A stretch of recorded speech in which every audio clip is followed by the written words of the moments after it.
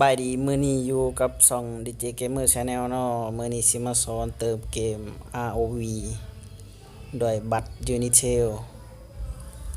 ก็คือนี่สิ่งที่ต้องเตรียมก็คือบัตรมูลค่า 20,000 กีบหรือว่าสิซื้อ 15,000 กีบก็ได้เพราะว่าราคาที่เราจะเติมไปก็คือ 13,600 13,600 นี่แหละรอถ้าเติมบัตรแป๊บหนึ่งเดี๋ยวเติมบัตรแล้วสิเข้าสู่การสอนเลยโอเคอันนี้ก็คือเติมเงินสำเร็จแล้วเนาะเดี๋ยวจะกวดเงินให้เบิ่งว่าเงินในบัญชีมีเท่าไหร่เงินในเบอร์นะมีเท่าไหร่ก็คือกดเงินไปเลย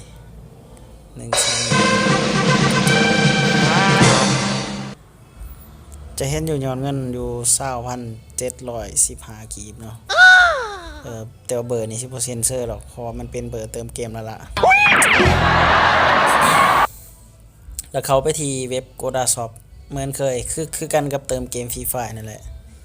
ต่างแต่ว่ามาใส่ชื่อ ROV เขาซื่อๆแต่ว่าบัตรที่จะซื้อก็คือบัตร Garena Sale เนาะจะบ่แม่นบัตร Free Fire คือแต่ก่อน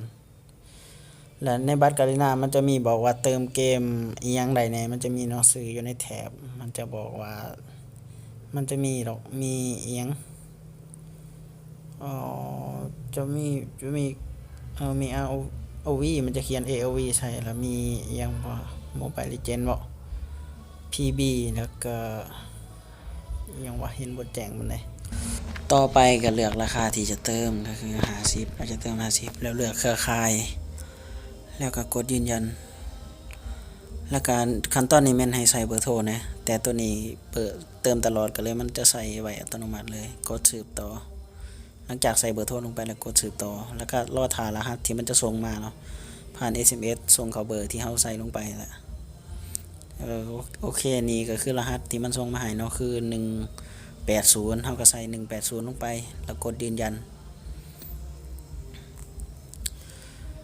กดกลับขึ้นหาหารค่าแบบเก่าแบบคือเติมเกม Free Fire นั่นแหละแล้วก็รอท่ามันส่งโค้ดมาเนาะโค้ดเติมเกมมาโอเคนี่ก็คือโค้ดเติมเกมถ้าผู้ใดที่ว่าบ่ได้คัดลอกโค้ดอยู่นี่ก็สามารถไปคัดลอกอยู่ Gmail ได้เนาะต่อไปเขาไปที่เติมเกมเนาะจะเขียนว่าเติมเกม Free Fire ก็ได้มันจะเป็นเว็บเดียวกันจะเข้าเติมเกมกันมันจะเป็นเว็บเดียวกันเติมเกมมันเดียวกันนี่แหละก็เลือกไปที่ ROV ก็คือนี่จะเติมผ่าน Facebook เนาะเพราะว่ามันได้เชื่อม Facebook ไว้แหละก็กดเติมผ่านบัตรเติมเกม Garena เนาะกดวางรหัสลงไปแล้วก็กดยืนยันโอเคสำเร็จแล้วซ้ำนี้เองง่ายๆมันจะบ่ยากคือ Free Fire เนาะ Free Fire เฮายังต้องได้ใส่ID ถ้าเติมผ่าน ID เนาะถ้าเติมผ่าน Facebook ก็จะคือกันแหละง่ายๆจะเชื่อมเขาเลยต่อไปก็คือจะเข้ามาที่เกมเนาะเพื่อไปเบิ่งว่ามันจะได้ยังแน่เนาะแต่ว่าเติมครั้งแรกนี่มันจะให้ฮีโร่มาให้เลือกอยู่3ตัวก็คือมีไวโอเลตแล้วก็รีโป้แล้วก็ลอเรียวว่าคือเฮาฮู้กันแหละอยากที่สุดของที่สุดเฮาต้องเลือกรีโป้อยู่แล้วเพราะว่ารีโป้มันต้องใส่คูปองซื้อมันต้องเติมครั้งแรกเท่านั้นจึงจะได้ไวโอเลตเนี่ยเฮาสามารถใส่เหรียญซื้อเอาก็ได้และส่วนลอเรียวก็สามารถใส่เหรียญซื้อเอาก็ได้เพราะฉะนั้นควรเลือกรีโป้โอเคตอนนี้ก็ได้มาแล้วรีโป้สวยงามคักต่อไปก็มาสังเกตเบิ่งที่คูปองเนาะที่เราเติมเข้าไปก็คือ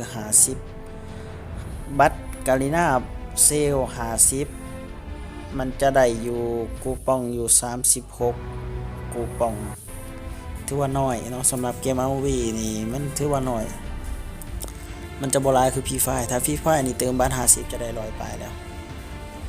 ถ้า ท้ายสุดนี้ก็ฝากกดไลค์กดแชร์กด Subscribe ในเด้อเพื่อให้เรามีกำลังใจในการเฮ็ดคลิปต่อไป